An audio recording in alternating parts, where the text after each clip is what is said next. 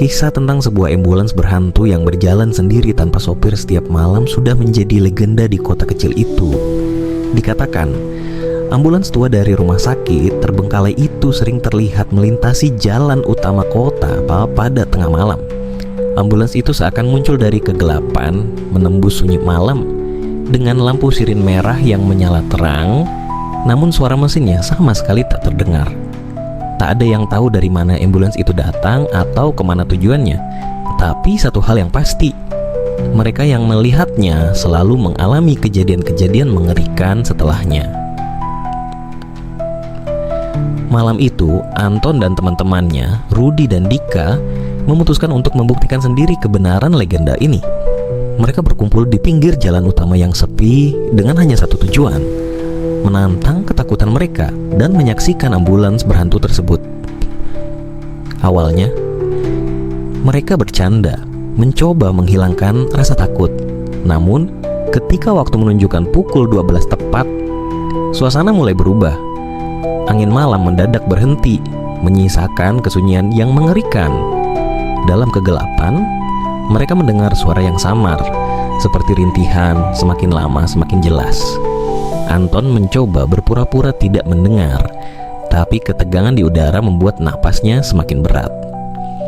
Detik berikutnya, cahaya merah dari sirin muncul di kejauhan. Ambulans itu datang.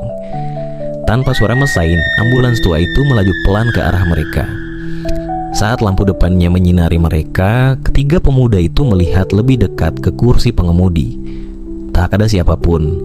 Kursi sopir kosong, tetapi setir bergerak sendiri, seolah dikendalikan oleh tangan tak kasat mata. Rudy mulai merinding dan ingin lari, tapi Anton menahannya, penasaran sekaligus tegang. Ketika ambulans itu berhenti tepat di depan mereka, suasana berubah jadi semakin menyeramkan. Lampu dalam kabin belakang menyala, dan di balik kaca jendela yang kotor, Anton melihat sesuatu. Wajah-wajah pucat, mata hitam kosong, beberapa sosok dengan tubuh rusak dan pakaian terbakar. Mereka adalah korban kebakaran di rumah sakit tua. Sosok-sosok itu tidak bergerak, namun semua menatap lurus pada mereka, seolah-olah menunggu seseorang, atau mungkin menginginkan teman. Mendadak, pintu belakang ambulans terbuka dengan suara berderit yang nyaring dan menyakitkan telinga. Suara itu diikuti oleh aroma busuk yang langsung menyebar ke udara. Aroma kematian, darah kering, dan daging terbakar. Dika mulai gemetar hebat dan hampir pingsan. Tapi sebelum ia jatuh, tangan Anton dan Rudy menopangnya. Di dalam kabin ambulans yang gelap, mereka melihat sebuah peti mati kecil terbuka, seperti sedang menunggu seseorang. Di samping peti itu ada sesosok wanita berambut panjang dengan wajah yang terdistorsi mengerikan. Matanya kosong, bibirnya menyeringai aneh, dan wajahnya dipenuhi luka bakar.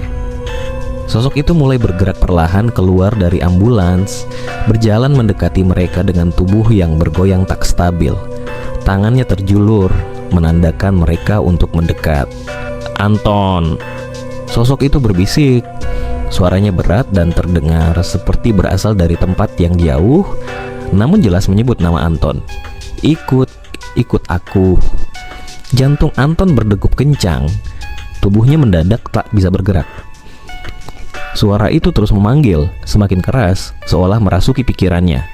Ia merasa seakan tubuhnya diseret menuju peti mati di dalam ambulans itu. Tangannya terjulur tanpa disadari, langkah kakinya mulai bergerak mendekati sosok wanita itu.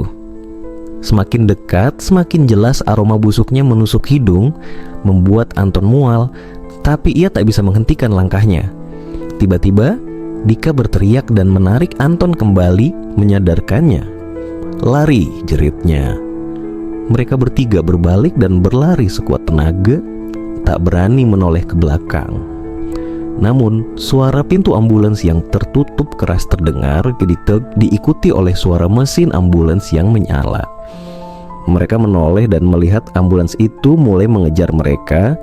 Sirinenya mengerikan, seperti suara teriakan puluhan jiwa yang terperangkap di dalamnya. Ketiga pemuda itu berlari sekencang mungkin, tetapi suara ambulans semakin mendekat dan mereka bisa merasakan kehadiran sosok-sosok tak kasat mata yang mendekati mereka. Jalanan yang mereka lalui seakan tak pernah berujung, membuat mereka tersesat dalam kegelapan tanpa jalan keluar. Tepat saat ambulans itu hampir menyusul mereka, tiba-tiba lampu depannya padam. Ambulans itu berhenti begitu saja di kejauhan. Kabut malam kembali menyelimuti jalan, seakan semua hanyalah mimpi buruk. Ketiganya berdiri terengah-engah, mencoba mengendalikan napas, sementara rasa dingin menusuk tulang mereka. Namun, ketenangan itu hanya sesaat. Ketika mereka berbalik untuk pulang, mereka melihat peti mati kecil tergeletak di tengah jalan, terbuka lebar. Di dalam peti itu ada tulisan dengan huruf merah menyala, seolah ditulis dengan darah. Kembali lagi, aku menunggumu.